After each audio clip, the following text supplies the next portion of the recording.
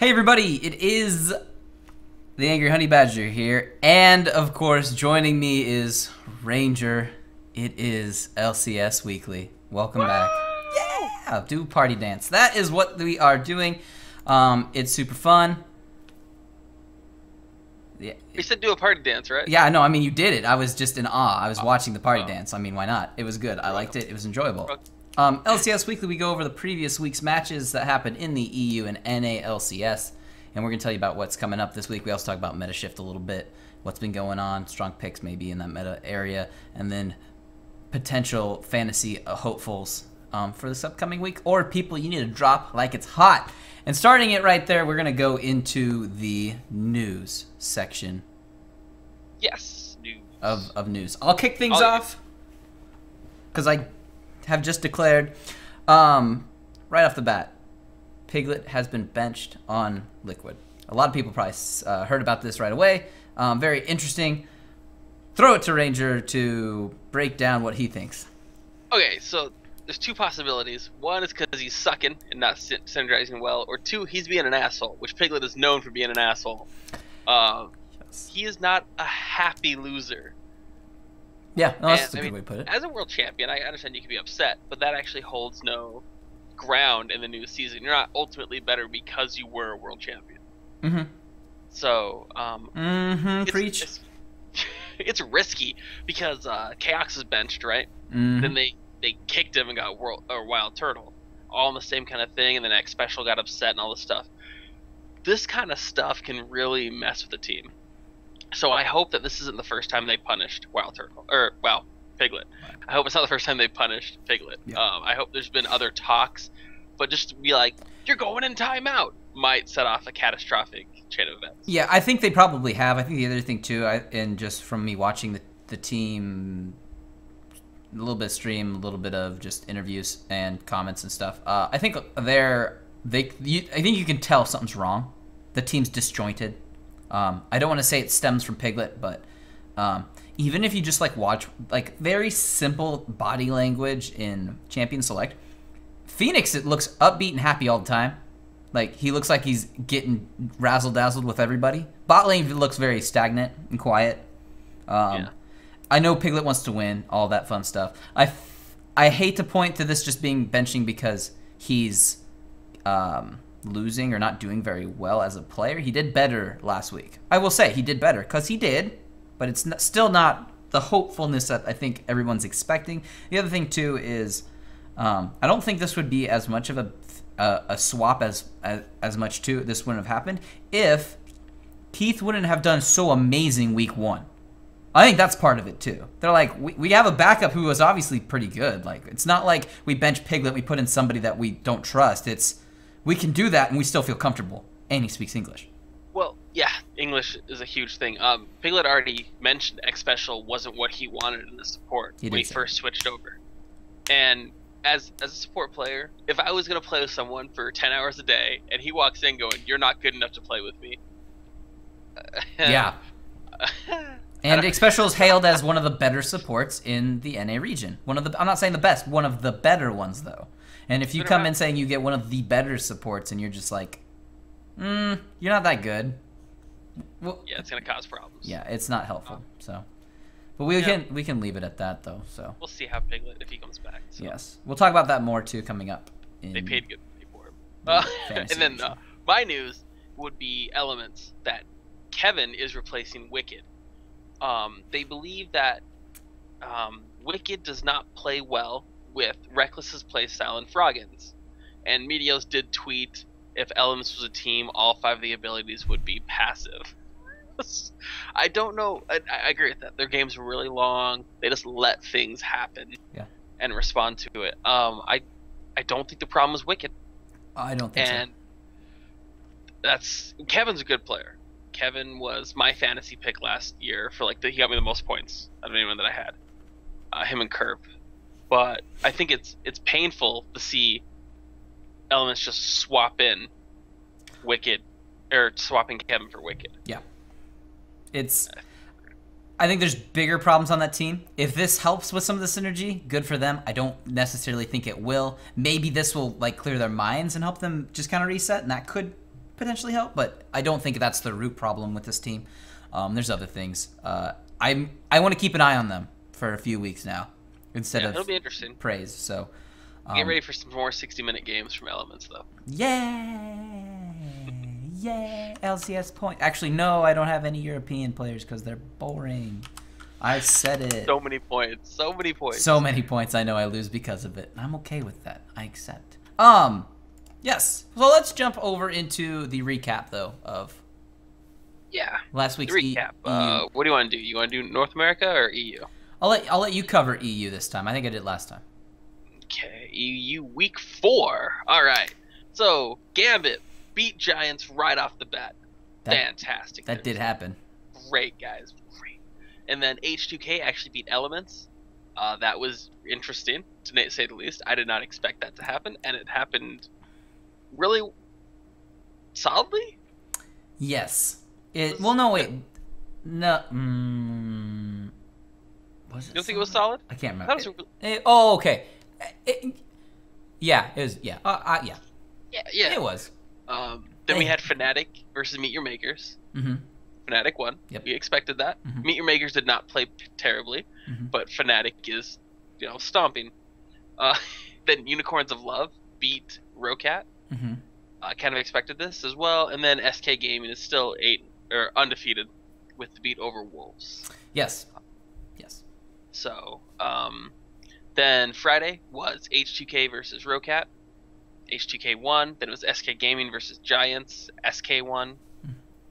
That wasn't that good of a game, I don't think. No, it wasn't, and there was some moments in it that SK, I mean, they did fine, but they looked weak in those moments of doing fine. It was weird.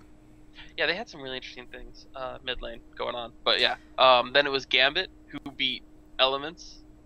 So Gambit won 2 games. This was the match I talked about last week. And Elements lost 2 games. Yeah. And I said Gambit could be a team that when they got a little bit of steam under them, this is a game they could win. And they won it.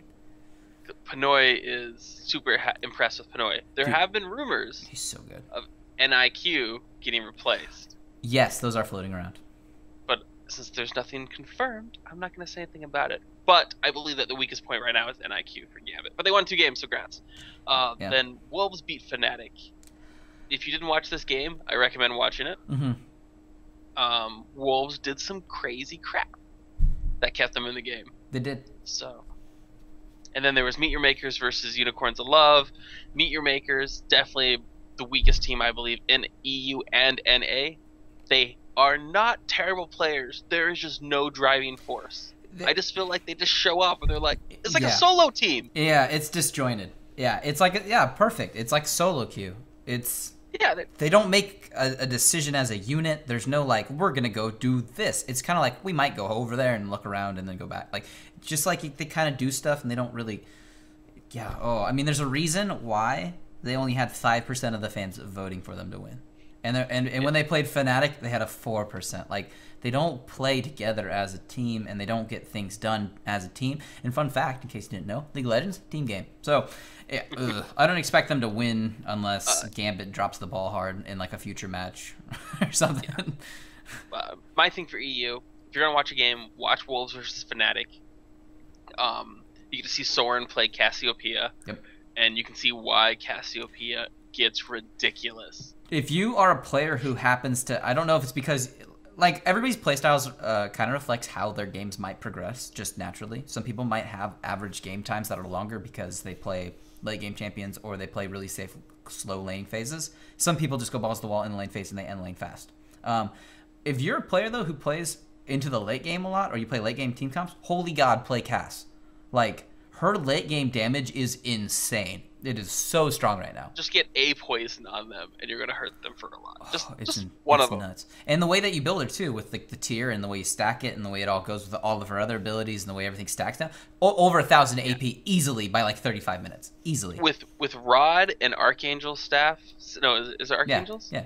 You're not gonna die. No. If you die, you were really caught out. Yeah.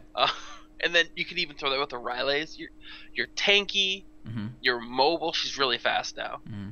And it's just tons of damage. Soren played a great cast. So if you're again looking for stuff like that, play it. That's your thing. Do it. But yeah, so that was EU.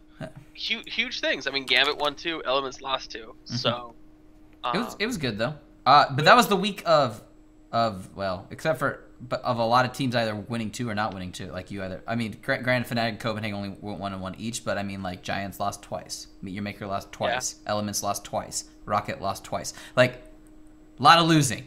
Or a lot of winning. Yeah, Unicorns took 2 games. I don't think anybody expected them. We were thinking they'd win 1 each week and lose 1 each week, but they won 2. Yeah. Gambit won 2. They're back kind of in a fight, saying, "Hey, we can win." It was an interesting swinging. There's a lot of swinging happening in the EU. Yeah, well, this puts Unicorns at 3rd. Yeah. Which I did not expect. I really placed them as a 5th place team, 4th, 5th. Yeah, yeah, in the middle. So, way to go, Unicorns You've of Love. proved us wrong so ridiculous. far. Yeah, we love it. Next, switching over to the NALCS for Week 4. Starting things off on that Saturday, we had Coast taking on Counter Logic Gaming. And I will say, Counter Logic Gaming did win this match, obviously. Coast looked good for the first half of the match. And they had some cool plays that kept them in the match. And they honestly played well. But this is classic Coast. They can't do anything with their lead, and they lose a game. And they need to fix that. I feel like they have 90% of the equation, and they get to the end and they go stop. It happened. It's really sad to see it because once again I'm going to remain positive, and I know Coast is 1-7 now. Coast is the best 1-win team of all time. They're so good at losing. They are good. They have a lot of talent, and they're what is it called, screwing the pooch. They are screwing the pooch. Then after that, Winter Fox actually beat Team Umpos. That was, I think a lot of people weren't quite expecting that. Obviously, the vote shows that it wasn't expecting it either. But Winter Fox... I'd like to apologize to Winter Fox. Yeah. I underestimated it. Yeah, I mean, their cohesion apparently came together last week, so that's good, I suppose. Then after that, Dignitas lost to Cloud9. That was an insanely quick match, 26 minutes long. Cloud9 had control of it the whole time. And then Team 8 lost to Team Liquid, and that looked like you were watching the game you had just watched. It was the exact same thing. It was a little bit longer, but the exact same amount of control.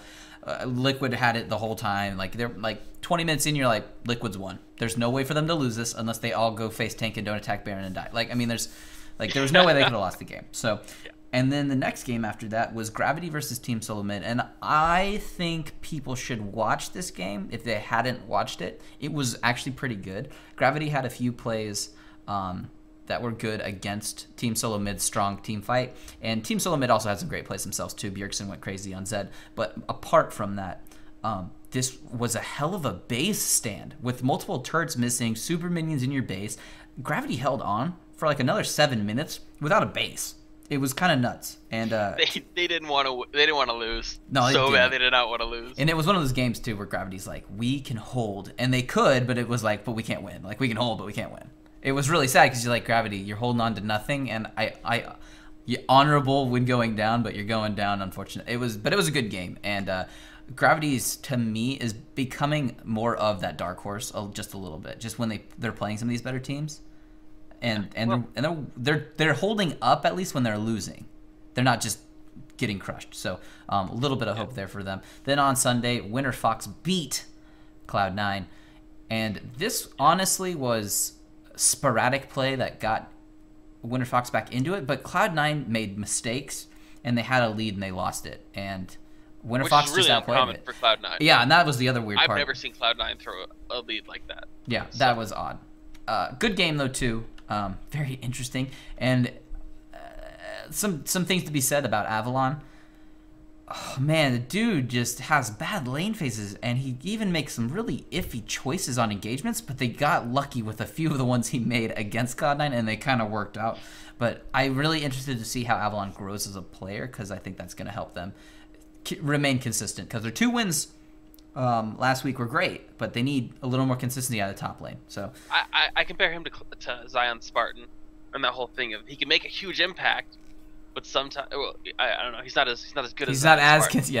He does that thing. He's trying to do that same play style. Yeah. These huge plays out of nowhere, and you're like, if it doesn't work, we're boned. Yeah, but they worked, so they won. They did. Yeah, it was very interesting. But they played it well, and they had a late game comp, and Kassadin. Yeah, Kassadin needs to be banned. And I know that Avalon fell behind on Liss, but it's Liss, and once she gets items anyways, she's gonna hurt. So sorry, my ID is bugging me. You're fine. Doesn't bother me. It's hacking. It will do that. They've been known to kill. Anyways, then Team Impulse beat Coast. I don't think that was really that surprising at that point. Impact is looking good.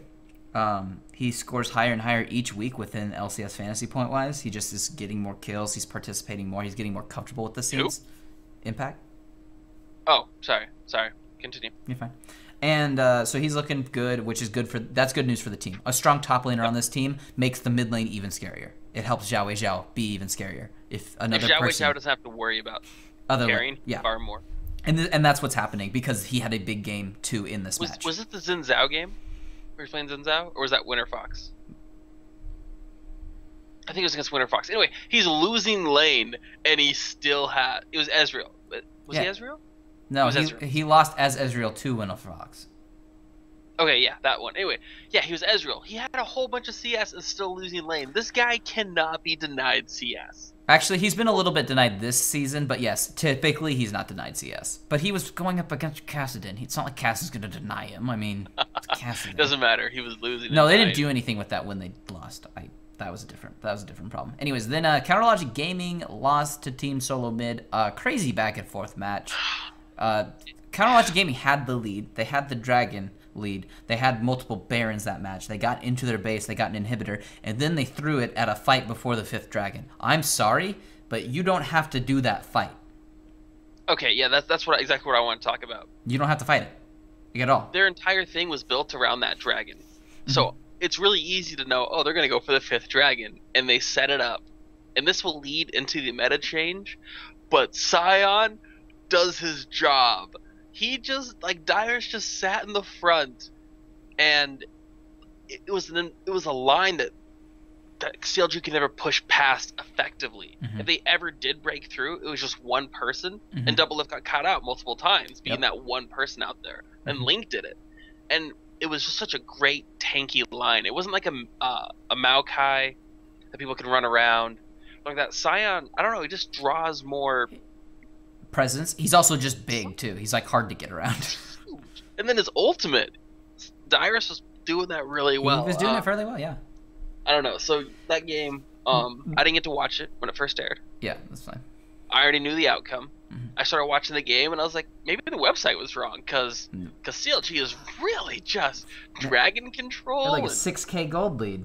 Yeah, they had 6K gold. Which is like a 10K gold lead last season almost. I mean, Double's doing great. Yeah. This is great. And then TSM's fight was so. I think there's 2 ways they could deal with that. They can go mid and make TSM consider doing the dragon while losing more of their base. Just rotate.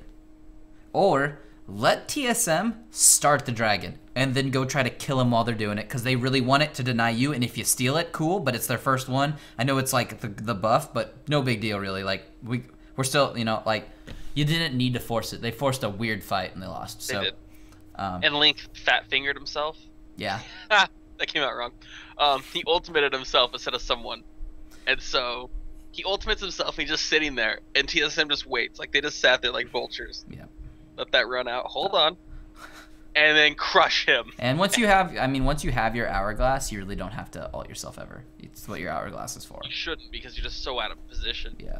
And they locked him down and killed the crap out of him. Yeah. So, yeah, good game. Go watch it if you didn't. Then after that, Gravity beat Liquid, and that was... I think some people were a little surprised from it, but Gravity played better, and they just had a lead, and they just held on to the lead is really what happened. I don't think it was really that fancy. Piglet was Tristana, right? Yeah. Yeah, did he do damage? He did, yeah, he went 4, 5, and 4 by the end of the game. Yeah, not tons, but not... I'm pretty sure he was throwing water blooms. You know what the problem was with the game? It was, and we could talk about this for a split second. They had a siege comp and then it's siege. They sieged 1 turret that game, and other than that, they tried to pick fights with a pick comp against them. Okay, yeah, I see what you're saying. They did it wrong. They used the comp completely wrong, and that's why they lost. And I think it would have been a closer game. I still don't know who it would have gone to, but they should have used the siege comp to siege. And instead of acting like they had the pick comp, which they didn't have, they acted like they had a pick comp against a pick comp, and the pick comp picked them apart. Nailed it. Yeah, pick. But that's what happened. I mean, like, summaries of that game, that's exactly what happened. Is the main thing to take away from your rant about picking? If you have a pick comp, pick them off. Oh. If you don't have a pick comp and it's a siege comp, comp. go siege. Go all group in the middle and just go straight down. And if they try to come through the siege, guess what? You die. So, and then next is Team Dignitas versus Team 8. Dig with the win over Team 8. Which brings us to our song, because I won the bet. You did technically win the bet, which I actually thought we bet on a different game, but that's fine. Yeah, we have no idea where we bet on this game of all games to bet on. But anyway, I wrote this song, and I'm gonna start it off. Okay. One's kind of black. The other's kind of Asian. It's Badger. It's Ranger. It's you. No, it's me first. We can't even do it right. We didn't rehearse. All right. Ready? You good? Yep. One's kind of black. The other's kind of Asian. It's Ranger. It's Badger. We're blazing. Nailed We're it. sorry. Like, we're... Best song ever. I liked it. I can tell you did. It was your bet, too. People sitting in the chair like, I hope no one else is around me. I feel awkward right now. This is, I'm going to go ahead and minimize this screen real quick. I turned the fan on. It's getting hot in here. Yeah. Anyway, Dignitas won. They did. I didn't have the faith. Way to go, Dig. But I'm not surprised either. It's not that I have faith in Team Dignitas. I just have less faith in Team 8. I think my faith for both of those teams is about the same level. Team 8 has good team fights most of the time, but they didn't have any in this game. Oh, yeah. That's what I want to check. Okay, so can we go to meta? Yes, to the meta section of the evening. Okay, so the Scion thing was the meta, but the reason why is because I think everything comes down to team fights now. And I thought Cloud9 was the best team fighting in NA. They were. I don't think they were. A season I went back, ago. I watched a little bit. They pushed towers really quickly. They let Zyra and Ashe... You're right. They rotate. They were the rotate team, and they would catch you in a little fight. But they were ready because they were the ones rotating. Yeah. Yeah, it was like a team fight. I was like, oh, there's such a good team fighting cohesion. But it's wrong. Mm-hmm. It's not. It is TSM. It's CLG. Mm-hmm.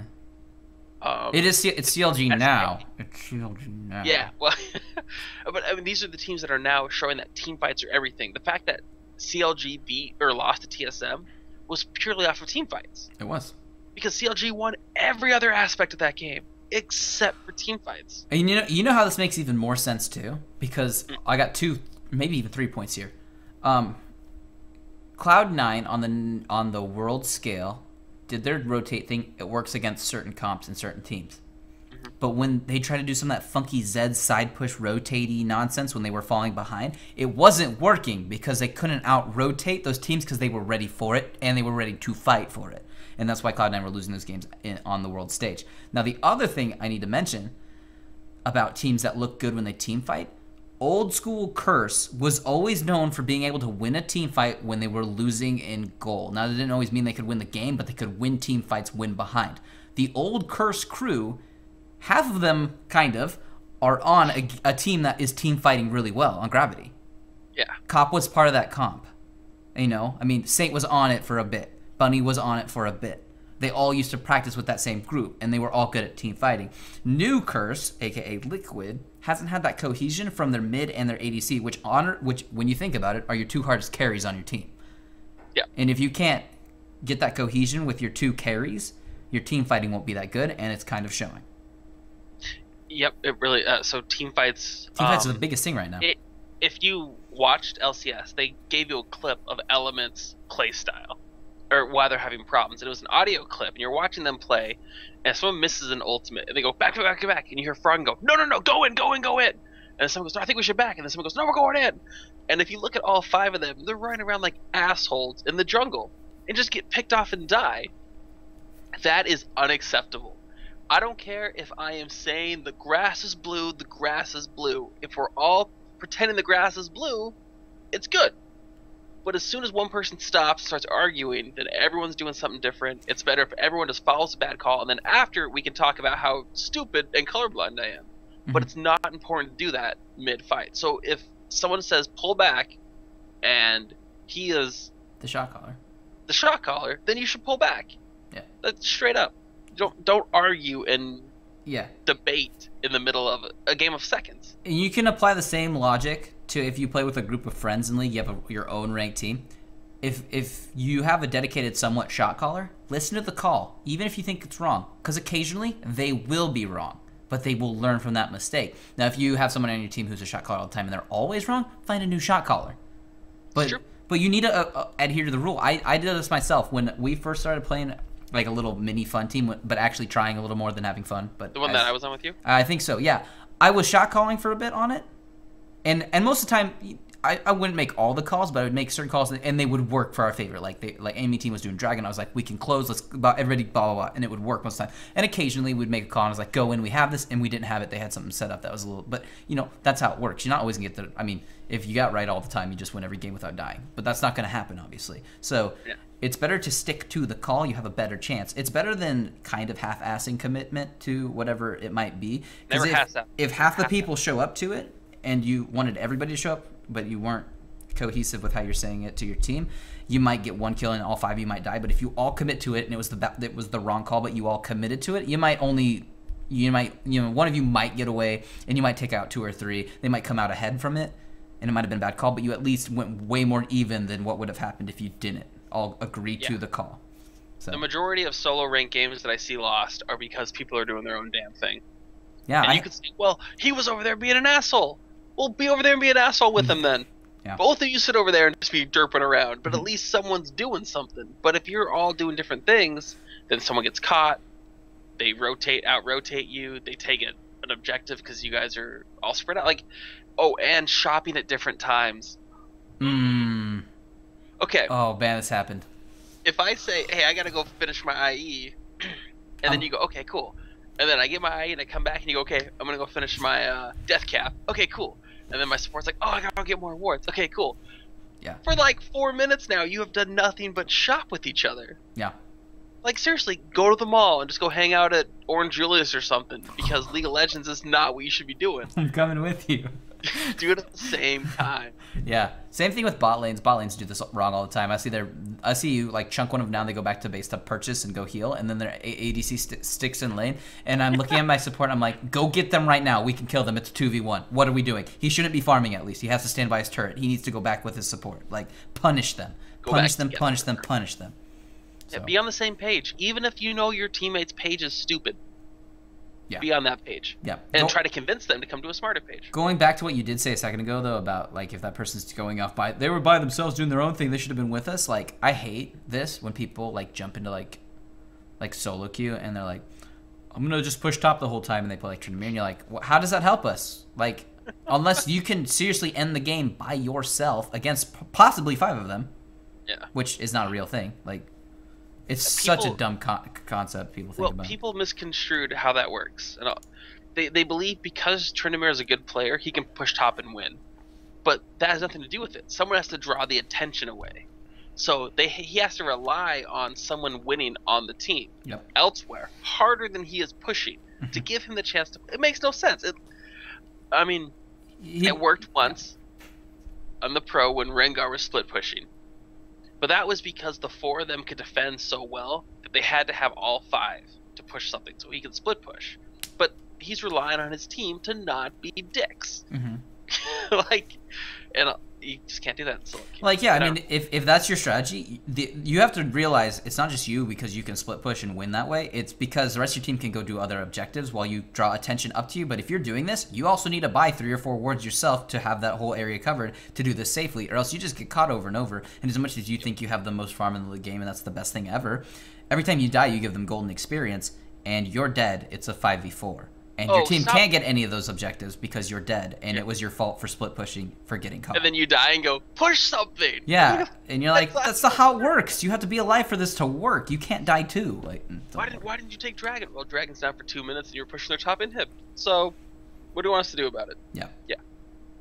Okay, anyway, that rant. Well, no, this is funny. I know we went a little over time on this one. It's going to make this episode long again. Don't care. People have always asked me about when do I split push, when do I don't. Like that's all parts of it, and I've talked about it in other videos too. But like, you split pushing isn't you trying to just win the game through that lane. That might be an opening into the base or getting closer to it in a certain way. But the problem with the top lane split push is you're split pushing top lane. So even if you crack the base or get close to it, and that's the lane the super minions run down, that's the lane closest to Baron, where you can't capitalize on Baron because they're probably going to be on that side of the map anyways.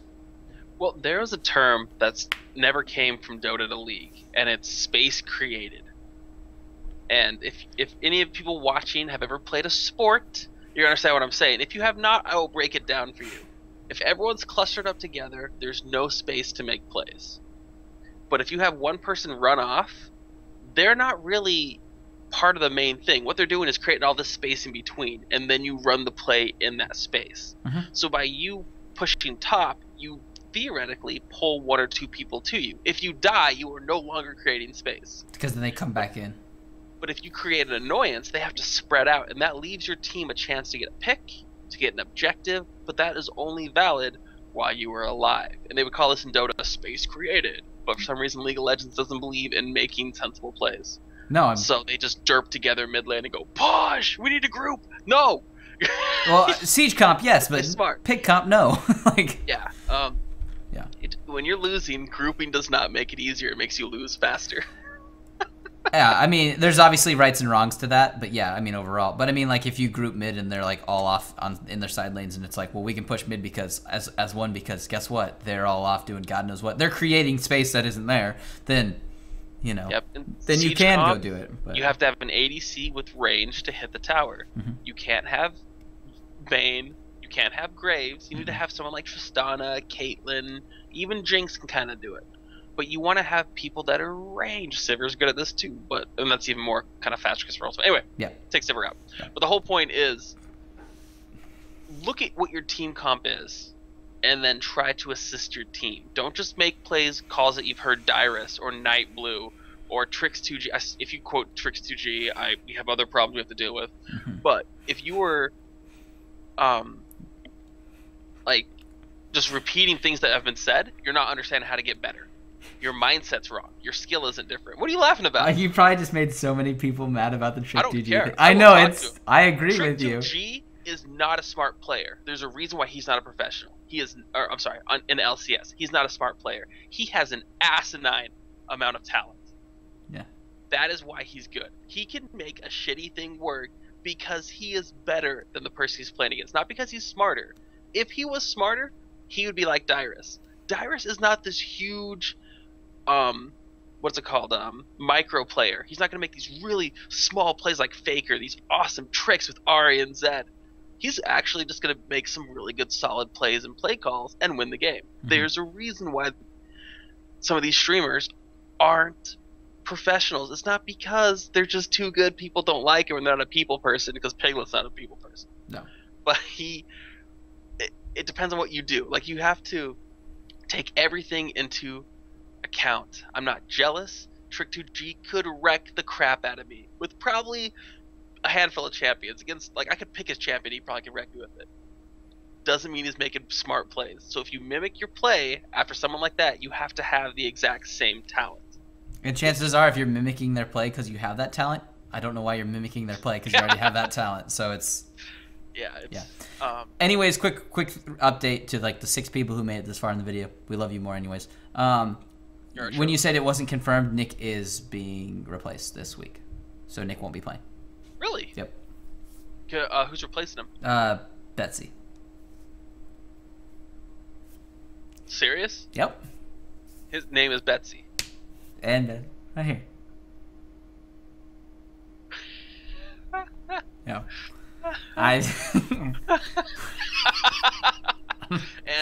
And moving on to the fantasy portion of our fantasy. So don't play Nick if you have him, but I don't know why you would have been anyways. And then just make sure you check your rosters obviously before the week officially starts. Now, I want to bring up a couple players that you should keep, add, drop, whatever, both directions.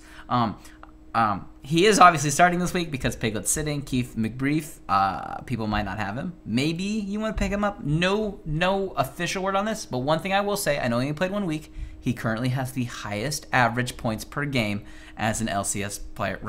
out of all teams, all players, he has the highest average. And I know he only played 2 games, but it's something to think about. Can Lightning strike twice? Or 4 times? Remember Wild Turtle when he came into LCS? Yeah. Pentakill. Pentakill. Oh, okay. Yeah. And these then players are not. People don't know how to play against them. yes. So they're always going to be good at the very beginning. Yep. And then my other ones too for people to look out for in case people don't own them consistently. I know we haven't talked about it all the time, but the Copenhagen Wolf players, Freeze and Soren.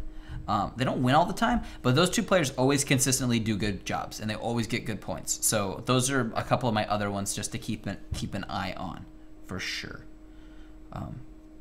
Yeah. Yeah, Freeze is really good. Soren again, team revolves around him, Mm-hmm. so he's making these play calls regardless. Panoy, if you're not picking up Panoy, Gambit's winning. Get on the train. Yeah. Panoy. And when Gambit loses, it's typically a longer game. Yeah. So Gambit does not lose quickly. They don't lose fast. That is true. The other thing too, and I know I've mentioned it before, but people always forget, and I don't know why, but Pole Belter and Altec, if you don't have them. I mean, I actually benched them last week because I thought they had a tough schedule, and then they won, and they had like the highest like LCS weeks of anyone. Luckily, no, I won my week anyway on both of my teams. Yeah, I mean, my people did good last week. It was great. I don't have anybody EU, so your North American players. My North American teams won. I had a couple people from Fnatic, or one person from Fnatic, or the Fnatic team, which is helpful, but it's nice having a team that wins all their games. It's helpful. It's good to have. I actually picked up CLG. They were floating around still. I won't take CLG. They're not bad. So. How is the second team still floating around? What kind of league are you in? Dude, they're baddies. Apparently. Well, it doesn't matter. I'm like completely even or behind. I had a bad start because of how good Europe did, but. Yeah, those would be my people to look out for now. Yeah, Copenhagen. Keep your eyes on them, especially if your Elements team isn't doing so hot, because they did shit for points last week. Just say it. Just say it. Elements, you suck. Yeah. You suck. Yeah. So that's that. Next, we have the schedule. Yeah. You want me to do EU? Yeah, go ahead and do EU for me. EU. That's a terrible joke, and I'm sorry. Yeah, it was good. Okay, yeah. So we have Rocat versus Copenhagen Wolves. Wolves? Hey, maybe Wolves can beat Rocat. This should be a test. Just about anybody can beat Rocat these days. Well, Rocat wants to be one of the top 3, so they need to man up and smash the Wolves. Then we have Elements versus Giants. There is no reason Elements should lose this game. Saying that, Elements will find a way to lose this game. Could be. Then we have Fnatic versus SK Gaming. This is 1 and 2. SK Gaming took it last time from him, right? Yeah. No? Yeah. Yes. They had to. They're undefeated. Have we done a complete loop? Well, yeah, they're There's second. 10 teams. Yeah. Yeah, they And they have 9 wins. They played in week 3. Okay, whatever. No, don't. Just fine. You're right. I'm stupid. Shut up. So yeah, SK Gaming versus Fnatic. So that should be a great game to see. Mm-hmm. Then we have Meet Your Makers versus Gambit. Please, Gambit, continue winning. It'd be fun. Just try it. Mm-hmm. Give it a shot. I like it. Unicorns of Love versus H2K. H2K did well. Unicorns did well. So this should be a good game as well. So yeah. Yep. Cool. Then the Friday will be Fnatic versus Gambit. I want to say Gambit's going to win 4 in a row.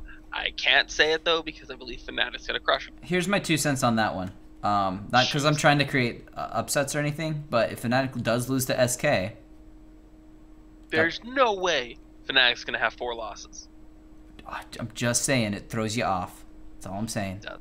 So, and momentum. And if Gambit keeps winning off Meet Your Makers, maybe Gambit's going to be a good team. Yeah, momentum. They were just sandbagging. Mm-hmm. All right. Then we have a Rocat versus Elements. Elements should win this game. There's no reason they should lose this game. Yeah. They will find a way. No, actually, I really think that Elements will only lose one of these 2 games. They have enough practice. They're going to be training really hard. They should at least overly prepared for one team. So they shouldn't lose both. We have Wolves versus Meet Your Maker. Wolves should win this game. Again, I have no faith in Meet Your Makers. Gambit Gaming versus Unicorns of Love. Unicorns of Love should continue their streak. Or not their streak. They're dominating the lower bracket teams and continue with that and beat Gambit or I'm sorry, Giants. And then it's SK Gaming versus H2K. SK might be 10-0, right? 8-0 is the record. That was 9. Regardless, they won both these. They are now the #1 record holders. Congratulations. They could be. I don't know. Yeah, I think SK has a. I'm going to say it. I don't want not the hardest week, but a tough week. Honestly, I mean, it's not like they have 2 pushover teams. H2K looks strong. They have the second place team. I know. That's what I'm saying. They don't have the easiest week. Like they have the hardest week. That's what I'm saying.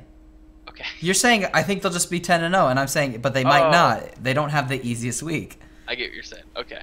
They have the hardest week they could have, but I still don't think it's I don't think any team has rose to the occasion of being able to beat them. No one's ready for Forgiven. They don't play enough Lysandra. That's all I'm saying. Lock him down. Lock him down. Going on to the NALCS though. Now we have Liquid going up against Winter Fox. Honestly, good game. Should be.